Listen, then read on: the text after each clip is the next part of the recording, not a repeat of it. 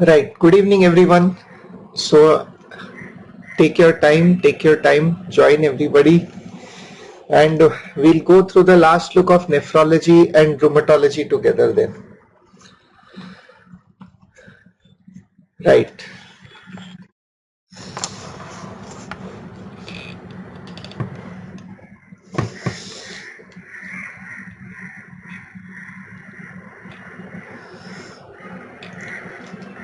Right. So the session is just a total revision of all of the topics that we have covered in class.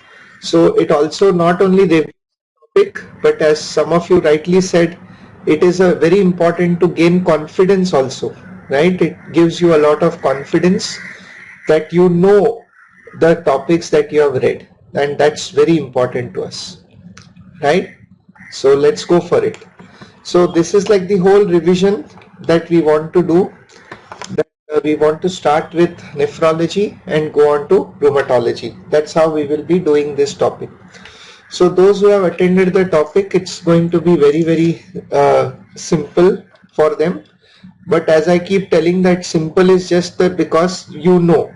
Once you know a particular topic, it automatically becomes simple, and that is how it works.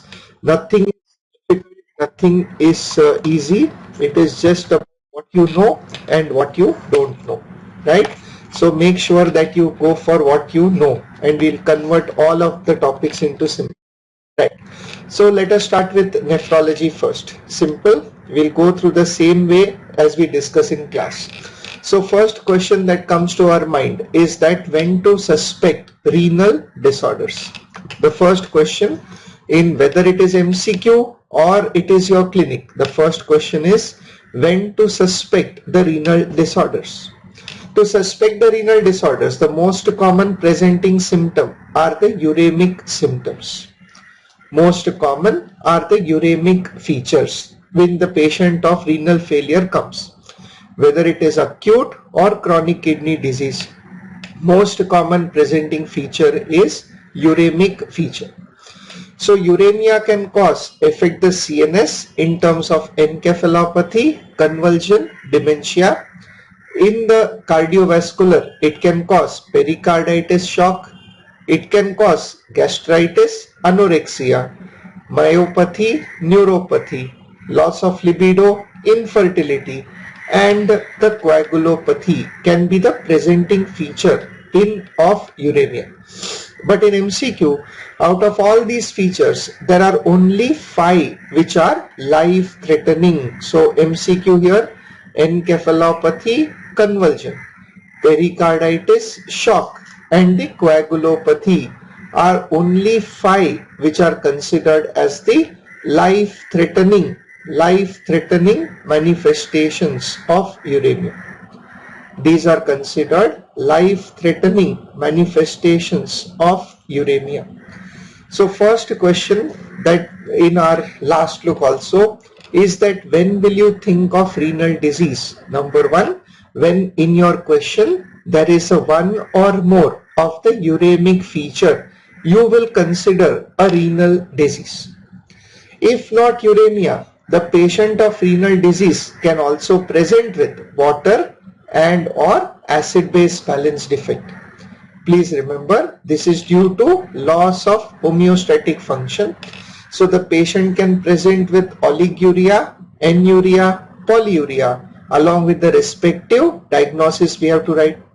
So the patient can have oliguria, urine output less than 400 ml per day, anuria, urine output less than 100 ml per day, and polyuria, urine output more than 3 liter per day.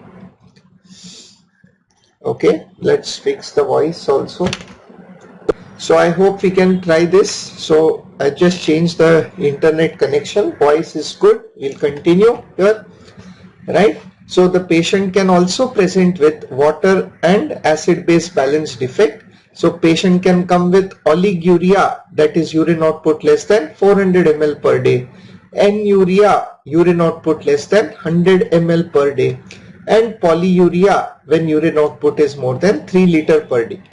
Please remember, patient can also present with metabolic acidosis, which is normal anion gap in early CKD and renal tubular acidosis.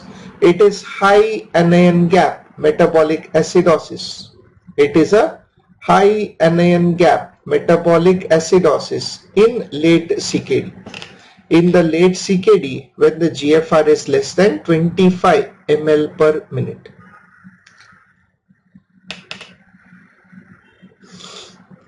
Right? So metabolic acidosis can be presenting feature. Can be the presenting feature. So number 3, patient can also present with the hormonal function loss. Patient can also present with hormonal function loss.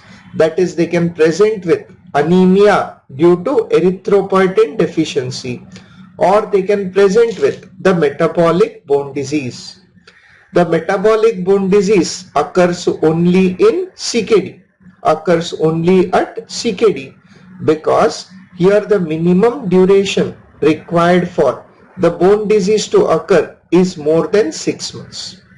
So metabolic bone diseases occur only in the chronic kidney disease. Metabolic bone disease occurs only in chronic kidney disease, among which most common metabolic bone disease is osteitis cystica fibrosa, which is due to secondary hyperparathyroidism. That is due to adynamic bone disease, which is a remodeling bone defect. Remodeling bone defect, and osteomalacia due to active vitamin D deficiency. So we have to remember that how we learned in class is just a quick recap of all the important topics in a summarized manner. So when to suspect renal disease? The question number 1, when patient comes with one or more uremic feature, patient comes with acid or water balance defect, or patient comes with anemia or metabolic bone disease. Each one we have enumerated with the mechanism involved. So the first question in a patient with renal failure is to identify. The first step in a patient of renal disorder is to identify whether the patient is having acute kidney disease or whether the patient is having chronic kidney disease. Needs to be identified, because in each of them the treatment and approach will be different.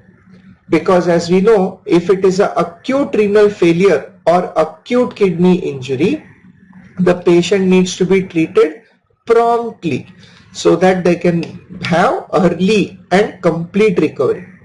While if the patient has chronic kidney disease, then that means the disease is already older than 3 months and can be taken time to evaluate and treat the patient necessarily. So all that we have to do is identify, step number 1, whether the patient of renal disease has acute kidney disease or chronic kidney disease. So parameters in front of you. Most important parameter, single most important parameter is the corticomedullary differentiation. The single most important parameter is the corticomedullary differentiation on the ultrasound. If the CMD is preserved, it is acute kidney injury. Second, size of the kidney on the ultrasound is normal or enlarged, because in acute disease, what is the pathology? There is inflammation and edema. In acute disease, there is inflammation and edema, which will cause enlargement of the organ concerned.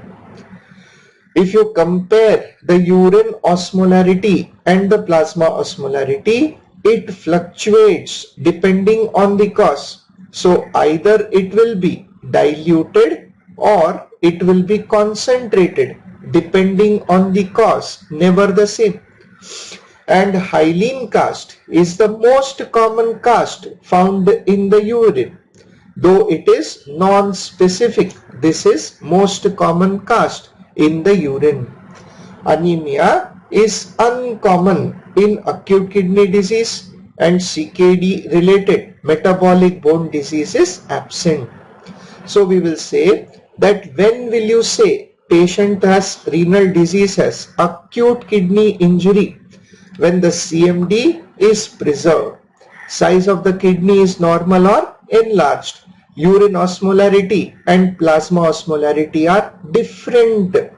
There is hyaline cast in the urine, normal hemoglobin and normal bone disease, no bone disease. You will suspect acute kidney injury.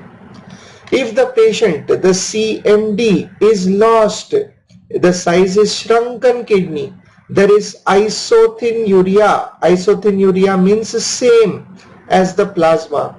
There is broad waxy cast in the urine. The hemoglobin is low and the MBD, metabolic bone disease, may be present in the patient. So first step in the given question, you will evaluate based on these parameters whether it is acute kidney injury or is it chronic kidney injury. But how to confirm? For diagnosis of AKI, we have to use KD-IGO guidelines.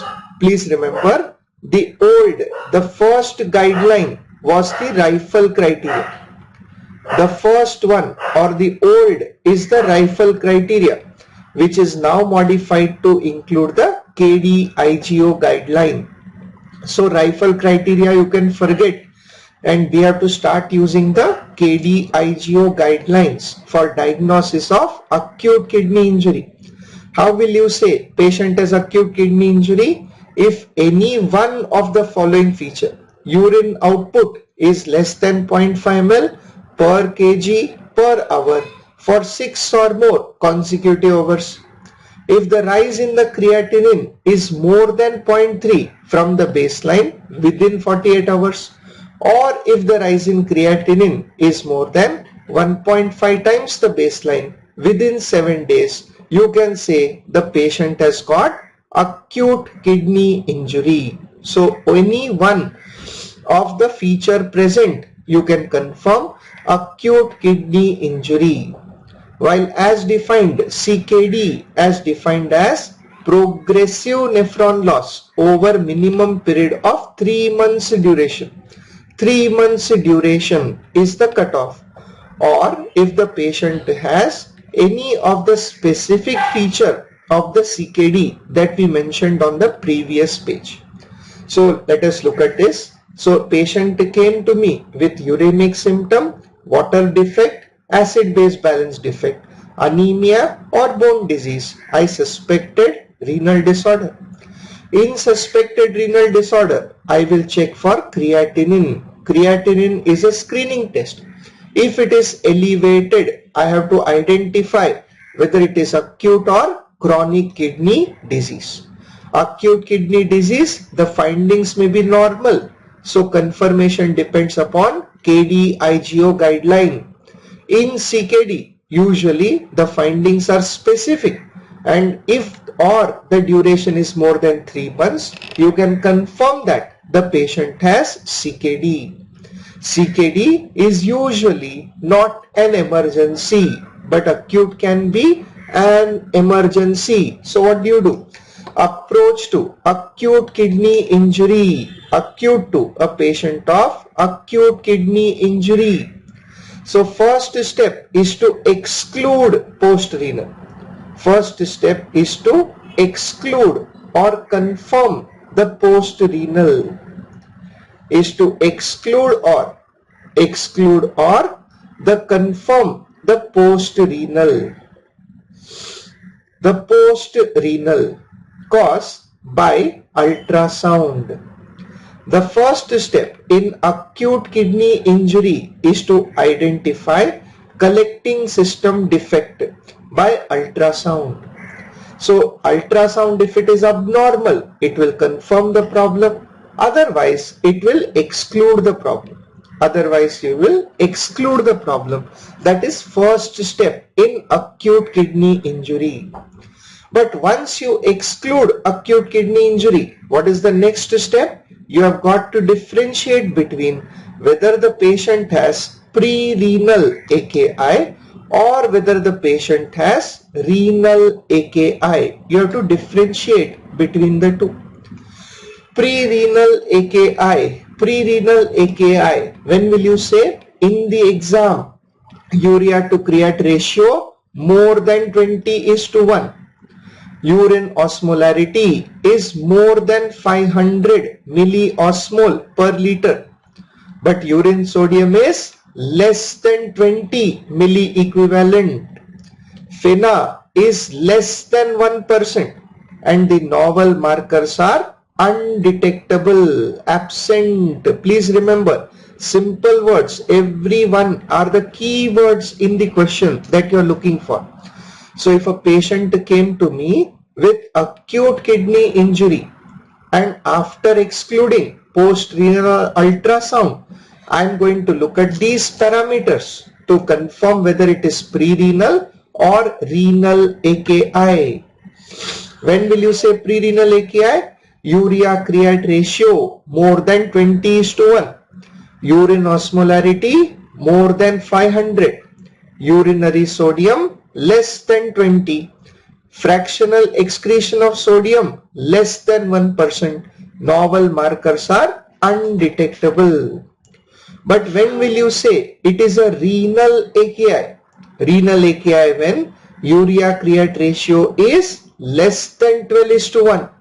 Urine osmolarity is less than 350 milliosmol per liter, but urine sodium is more than 40 milliequivalent. FeNA is more than 2%,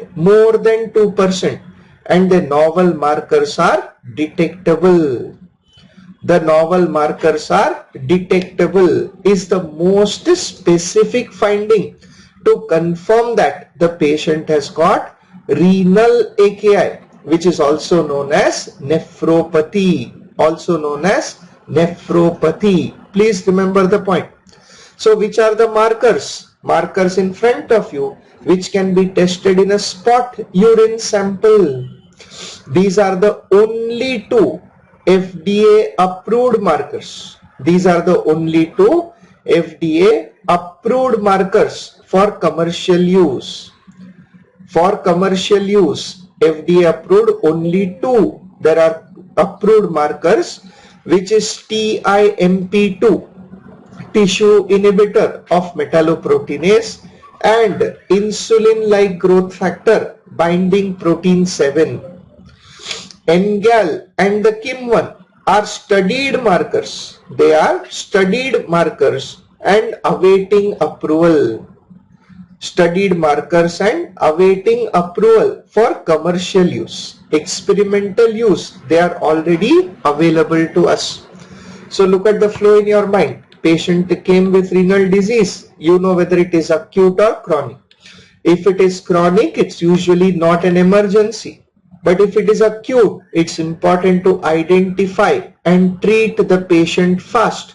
So what you do? In acute kidney injury, you see whether the patient is post-renal, whether the patient is pre-renal or renal AKI. And to confirm renal AKI, we have studied the novel markers which are approved for diagnosis of renal AKI in a patient of acute kidney injury. We got that right. In a renal AKI, how do we proceed further? In a patient of renal AKI, how do we proceed further? Please remember this common question. Renal AKI can be tubulointerstitial disease or glomerulonephritis. Which is more common? Which is more common among the two? Yes, more common. 94 to 96% of the cases are tubulointerstitial disease, while only 4 to 6% cases are glomerulonephritis. Only 4 to 6% cases are glomerulonephritis, but important to us because of the severity of the disease. How will you identify that the renal AKI is tubulointerstitial disease? When the proteinuria is less than 2 gram per day, hematuria is absent, and the most common finding is the granular cast. Most common finding is the granular cast.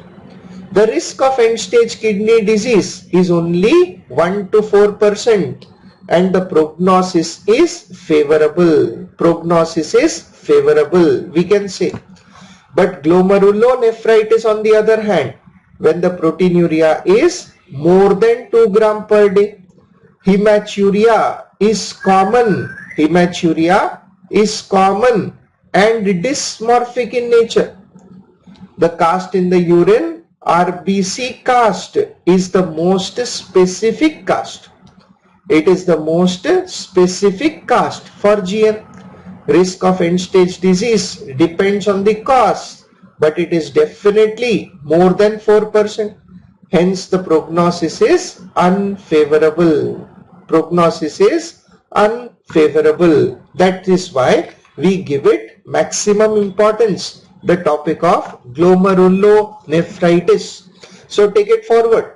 In clinical vignettes, let us also cover after the clinical approach. What is the diagnosis in this patient? If a 20-year-old male presents to the OPD with history of hematuria, urine shows dysmorphic RBC, which is suggestive of glomerulonephritis. The patient has elevated blood pressure with an elevated creatinine but a normal hemoglobin and normal size with preserved AKI. So what is this suggestive of? Acute kidney injury. Patient has come and patient has got glomerulonephritis. Glomerulonephritis which has got hematuria, hypertension, elevated creatinine, suggestive of nephritic syndrome. And there is a history of preceding sore throat. In this patient. What are our differentials? That you have to give me differentials when you have a post upper respiratory tract glomerulonephritis with a nephritic syndrome. You focus on the latent period. If latent period means the time between the upper respiratory tract infection and renal involvement. So latent period means time between upper respiratory tract and renal involvement. If it occurs within the first week of upper respiratory tract, IgA nephropathy, also called synpharyngitic nephropathy. Syn means together, suggestive of synpharyngitic nephropathy. And if it is more than 1 week, you are looking at post-streptococcal GN. If it is more than 1 week, you call it post-streptococcal glomerulonephritis. So how do you differentiate?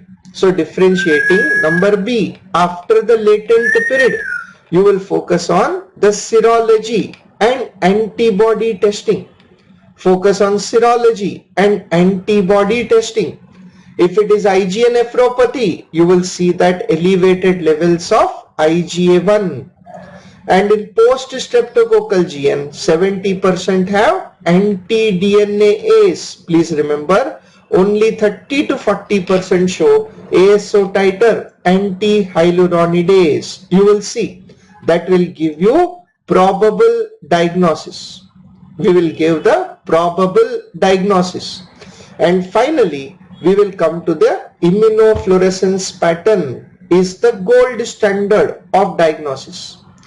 In this clinical vignette, I am just trying to explain how to rule out the differential. The stem of the question will be common. Depending on what is given further, you have to choose the single best answer. So what I have given you is a common clinical stem. That when a young male, yes, in this question, if no further information is given, based on age of the person, you are going to choose post-streptococcal GN. But I am trying to explain how to approach this question. Both of them have got granular immunoglobulin deposits, but predominantly IgA is IgA nephropathy and predominantly IgG staining is going to be post-streptococcal glomerulonephritis. So look at the images now. Immunofluorescence pattern we can see. Says number 2, what is the diagnosis? Similar, STEM I am giving you, rest we have to fill it up according to the question. 20-year-old male presents to the OPD with hematuria, dysmorphic hematuria, the elevated blood pressure and the increased creatinine. So we have got nephritic syndrome. Again, we have got nephritic syndrome. But what has changed? What has changed? There is history of hemoptysis with increased DLCO. Just 1 minute, excuse me. Sorry. Yes, so there is a history of hemoptysis and increased DLCO. So here it is showing lung involvement is present. So along with the nephritic syndrome, there is a lung involvement is present. And increased DLCO is a feature of alveolar hemorrhage. Alveolar hemorrhage. Yes. So we are thinking of classical good pasture syndrome. But basically we are thinking about the differential diagnosis, that is pulmonary renal syndrome. Think of the differential pulmonary renal syndrome. So focus on serology and organ involvement. If it is good pasture syndrome, 70% will have anti-GBM antibody, where there is antibody against alpha-3 subunit of type 4 collagen. And in vasculitis syndrome, 70% are ANCA positive, where you will get the classical involvement, lung and kidney involvement, but there is always other involvement present. There is always other involvement present, we can say. So you can further go into the immunofluorescence pattern.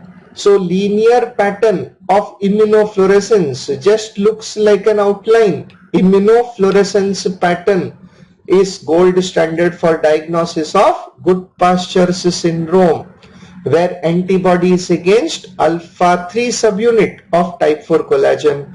Lung is more commonly involved in the smokers, and the treatment is plasmapheresis because 90% present as RPGN, hence associated with poor prognosis, high mortality. Poor prognosis, high mortality, we can say. Right? So we can say that this is how we reach the diagnosis in good pasture. But other pattern can be the Posse immune pattern.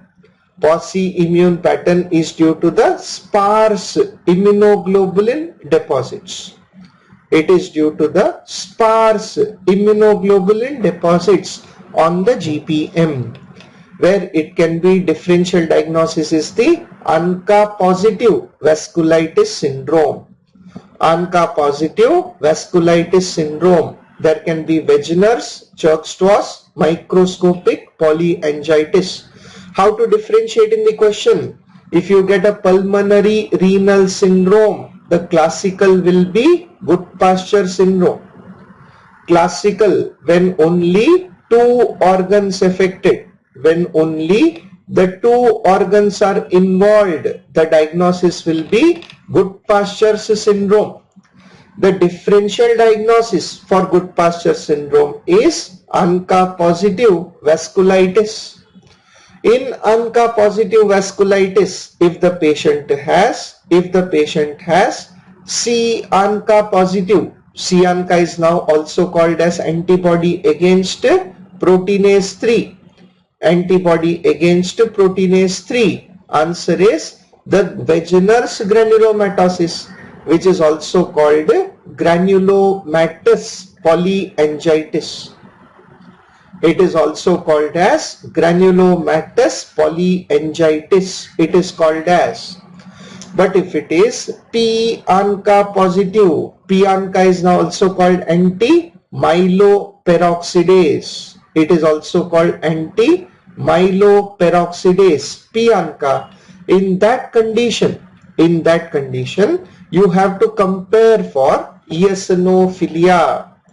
Eosinophilia is more than 1000. If it is present, eosinophilia positive, diagnosis will be Church-Strauss syndrome. That is also called EGA. That is eosinophilia with granulomatous angiitis.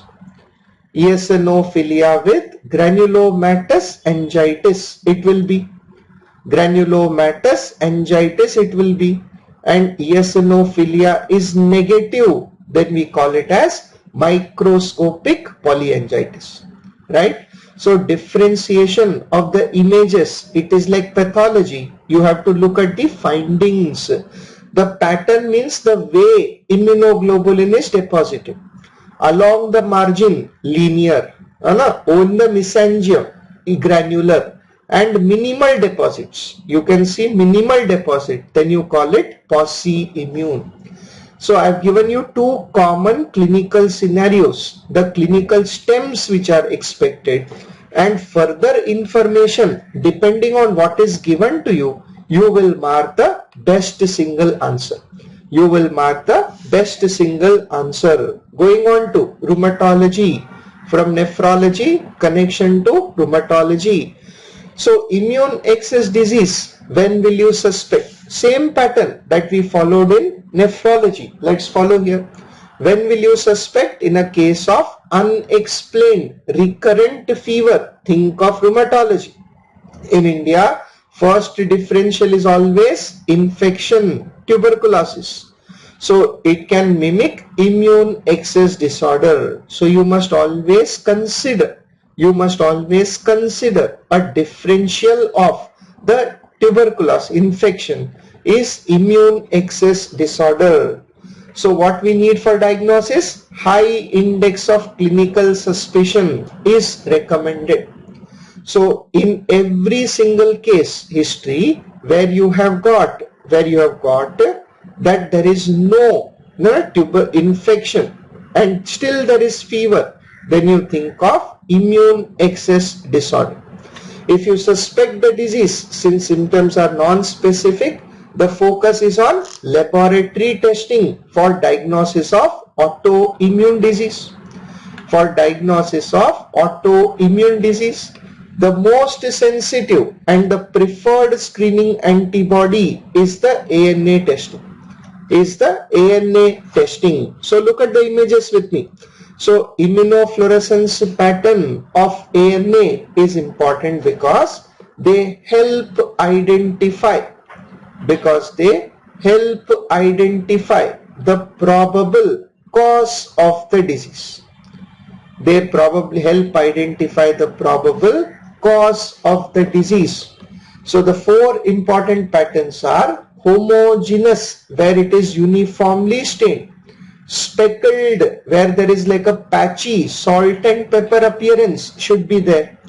There is a nucleolar, double nucleoli pattern is there, or centromere, like a spindle formation is present, can help identify probable cause of the disease. Why do we need that? We will see this.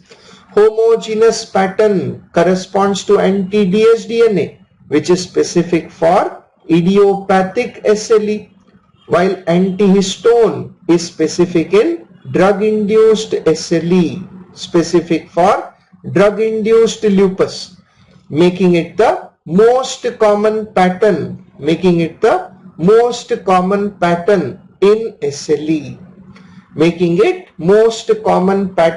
in SLE. So homogeneous pattern, most common pattern in SLE. You will mark centromere pattern, like a spindle, centromere pattern. If you see here, spindle shaped pattern, it corresponds to presence of anti-centromere antibody, which is specific for CREST syndrome, limited systemic sclerosis. If you get nucleolar pattern, nucleolar, double nuclear pattern, nucleolar pattern, you think of antibody against anti-topoisomerase 1, which is specific for diffuse systemic sclerosis.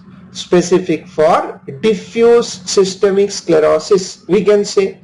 And finally, the speckled pattern can be seen with both Sika syndrome and MCTD, because they can either correspond to the presence of SSA, SSB, or anti-U1-RNP. Anti-U1-RNP, we want to know. So we are talking only about the rheumatology disease. Autoimmune hepatitis is a organ-specific autoimmune disease which can come with different patterns. Let me tell you, the patterns can be overlapping. What I have done is given you a very short summary of common diseases with their corresponding pattern. There is no one specific answer. We are choosing single best answer here. So take it forward. Once you have rheumatology, rheumatology means a systemic autoimmune disease. Rheumatology means systemic autoimmune disease, that is a patient with multi-organ involvement.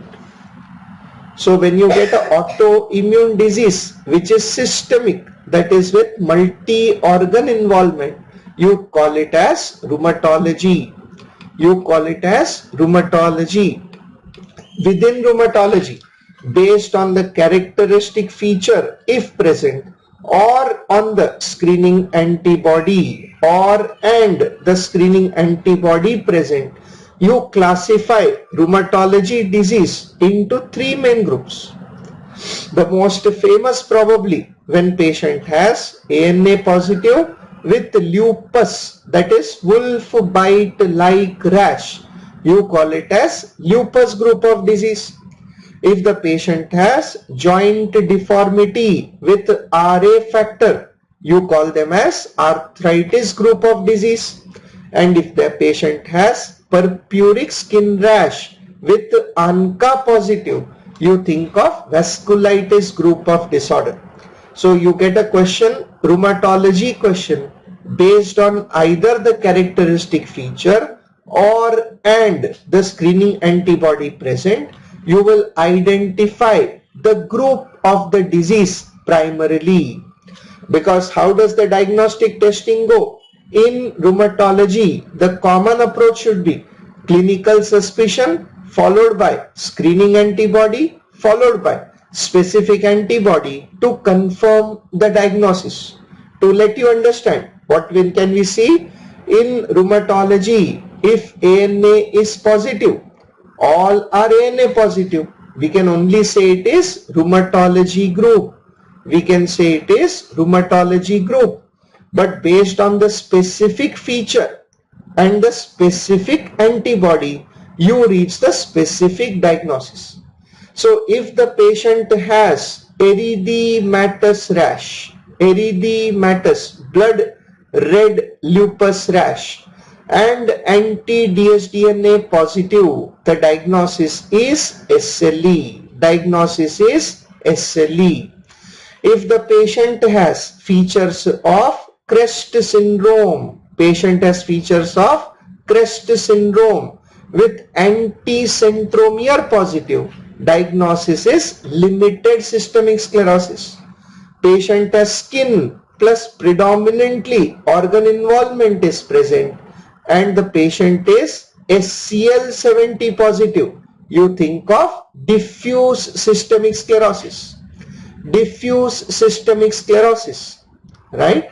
And if you look at the SSA, SSB, along with dryness as the presenting symptom, dryness of eyes, dryness of mouth, we think of Sika syndrome.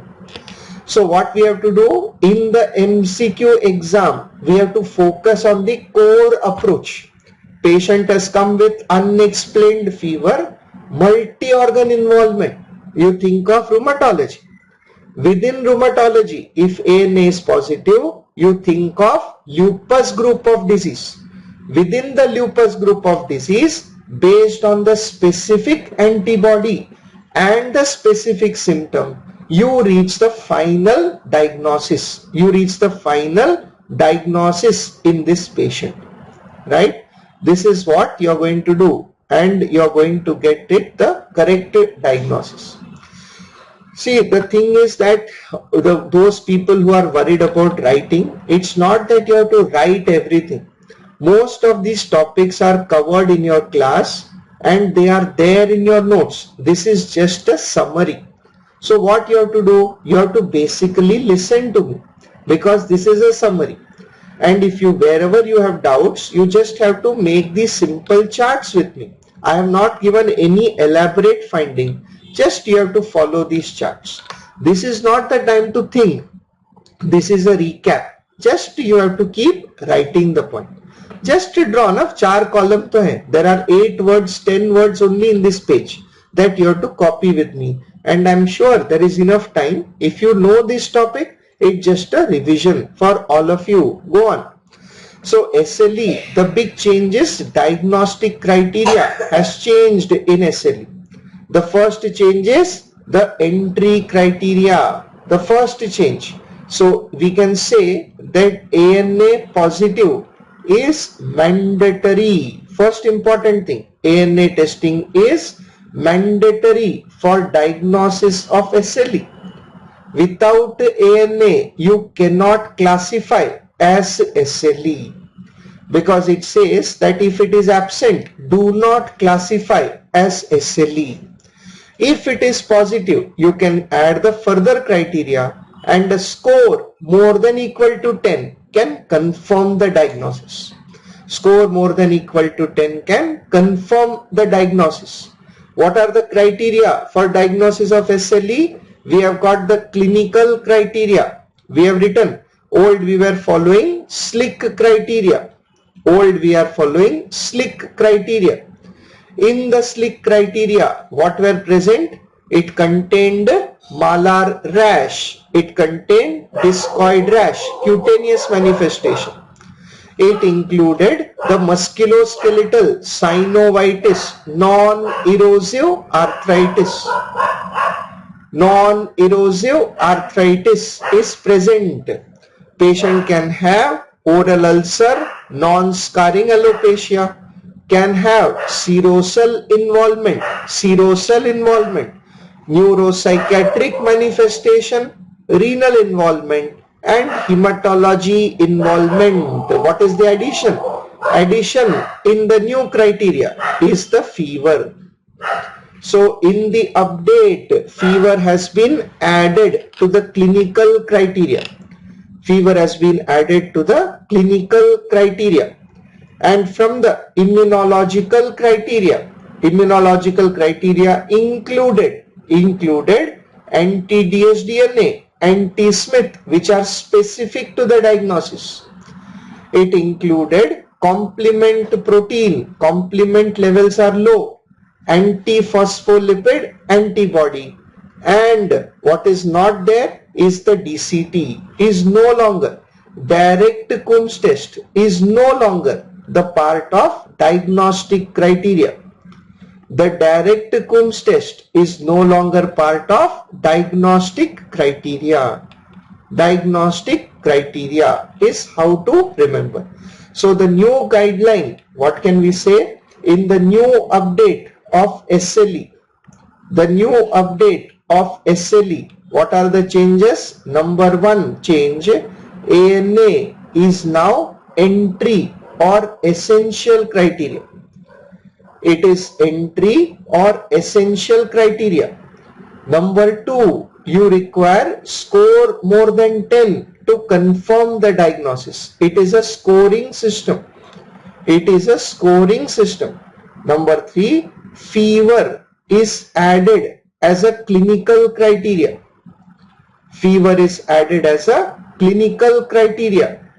And DCT is excluded from the immunological criteria. It is excluded from the immunological criteria. These are the 4 changes that have occurred. that have occurred in the SLE diagnostic criteria. SLE diagnostic criteria. Moving onwards from lupus disease, let's go to inflammatory arthritis.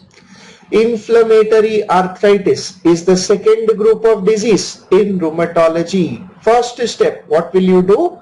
More than the number based on number of joints affected. Based on number of joints affected, you will classify them into polyarthritis and the polyarthritis based on number of joint affected. Polyarthritis can be further subdivided into mono and oligoarthritis. Monoarthritis is trauma, septic or gout. Oligoarthritis is most likely pseudo gout. So gout and the pseudo gout together constitute the topic of crystal induced arthropathy. They together constitute the topic of crystal induced arthropathy. It is not important to remember the weightage of the criteria at all, Sandeepan. All you have to do is remember the change. Just remember the change. It is not required to remember weightage of each criteria. So polyarthritis can be either, there can be trauma, septic or gout. Mono oligoarthritis can be pseudo gout. So you must suspect crystal induced arthropathy. If it is a case of polyarthritis, you will further subdivide it into axial dominant, that is spine involvement is present, or whether it is appendicular dominant arthritis. You will want to subdivide. Take it further one step. If the patient, second point is check the dominant joint involvement. If it is axial involvement or appendicular dominant, you can divide them further. If it is axial dominant, most likely causes ankylosing spondylosis. Read the salient feature. Male dominant arthropathy. 90% are HLA-B27 positive, most commonly affecting the sacroiliac joint, but 70% preceded by extra-articular symptom. The extra-articular symptom is recurrent unilateral anterior uveitis. So ankylosing spondylitis presents with the spondylitis. It must be spondylitis presents with the unilateral uveitis, while appendicular dominant we further subclassify based on whether they are symmetrical with small joint or asymmetrical with large joint involvement. Based on whether they are symmetrical and the small joint involvement, symmetrical with small joint involvement, most likely causes RA, rheumatoid arthritis, right? So it is a rheumatoid arthritis. Most common cause is inflammatory polyarthritis, while the differential diagnosis is the psoriatic arthropathy. Can mimic RA due to the pattern, but please remember it is preceded in majority by the skin and nail changes. Skin and the nail changes are present, and also there is early DIP, distal interphalangeal joint involvement. So key points you have to correlate. How we have to identify the points. So symmetrical polyarthritis with small joint involvement, think of RA. But before the joint, if there are nail and skin changes, or if the question mentions early distal interphalangeal joint involvement, the diagnosis is psoriatic arthropathy. If it is asymmetrical with large joint involvement, then the differentials are IBD associated arthropathy or reactive arthritis. IBD or reactive arthritis. Please remember, IBD associated arthritis more common with Crohn's disease than ulcerative colitis, and reactive arthritis preceded by chlamydia associated UTI most commonly. So there is a history of diarrhea in IBD associated arthritis. There is a history of urinary tract infection in reactive arthritis. Can help you identify is what we must know, right? So what we have to look at, this inflammatory polyarthritis has come to you. Patient is RA factor positive, HLA-DR4 positive, axial involvement is rare, predominant feature is articular. Think of rheumatoid arthritis. But if the polyarthritis is RA factor negative, HLA-B27 positive, axial involvement is common, extra articular symptom is dominant, we think of spondyloarthropathy. And it is important because the treatment is different. In RA, the first line treatment is DMARD. In SPA, the first line treatment is NSAID. The first line treatment is NSAID. That we have to look at. So inflammatory polyarthritis, we have to look at this. How to differentiate, reach the diagnosis. Oncolysis, nail pitting is present. Think of psoriatic arthropathy. So we are trying to combine a clinical algorithmic approach with image-based review. So joint involvement can mimic RA. Skin and nail changes precede in majority, and in 5 to 10% when arthritis comes first. How do you decide? Early DIP involvement differentiates from RA. That's the point. If you get this image, this is what? Pyoderma gangrenosum. Asymmetrical large joint. Predominantly upper limb joint involvement is present.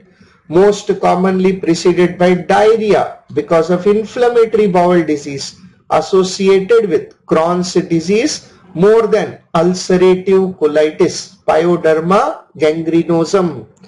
If you get this keratoderma blennorrhagia, think of reactive arthritis. Keratotic plaques over the palms and the soles. You think of reactive arthritis. Asymmetrical, affecting weight bearing, that is lower limb joint involvement, most commonly preceded by chlamydia related urine infection, can also be associated with salmonella, shigella, campylobacter associated diarrhea. That's how we have to remember these points. So once we know this, two final points about arthritis, we are looking at gout. Gout shows needle-shaped crystals. of MSU, monosodium urate crystal. Pseudo-gout has rhomboid-shaped crystals. That is what you will help differentiate between the two. So all the points, I want you to go through the entire notes in a short span of time. That what we saw, that patient has the rheumatology, multi-organ involvement, lupus group is there, arthritis group is there, and finally there is vasculitis. Let us end with the classification. Vasculitis, based on the size of the vessel affected, we divide them into large vessel, medium vessel, and small vessel vasculitis. Right? Large vessel vasculitis can be giant cell arteritis, Takayasu's disease. Please remember the other name, temporal arteritis, aortic arch syndrome respectively. Medium vessel can be classical pan, which is also known as systemic necrotizing vasculitis, and Kawasaki's disease. Small vessel vasculitis, as we studied, is a differential for good pasture, ANCA positive vasculitis. So I told you, ANCA positive can be Wegener's granulomatosis, antibody against proteinase 3, while P-ANCA, anti-MPO, is seen in Mike-Chokstow syndrome and microscopic polyangiitis, while ANCA negative is suggestive of Henoch-Sloan purpura. We can identify small vessel vasculitis. Nephrology, we finished with the post-pulmonary renal syndrome. Similarly, we end here with small vessel vasculitis. And the last point of Behçet's disease, which is variable vessel vasculitis, because it can affect, common question, it can affect the small, medium and large vessel. Medium and large vessel. You can see it is Behçet's syndrome. Behçet's syndrome. So what can you get? Essential criteria is to have oral ulcers. Essential criteria is to have oral ulcer along with erythema nodosum. And there can be hypopyon formation, which is dreaded complication as it can lead to blindness. It's a dreaded complication because it can lead to blindness, which can be prevented by early steroid therapy. That is why the treatment is to give early steroid therapy. Early steroid use is what we want to learn, right? So all the best. We have gone through all the topics of clinical approach, image review and algorithm based questions of both nephrology and rheumatology, right? So we have done with all systems of medicine, with the last one covered by Dr. Bharat with respiratory and acid base balance. Over to you, Bharat.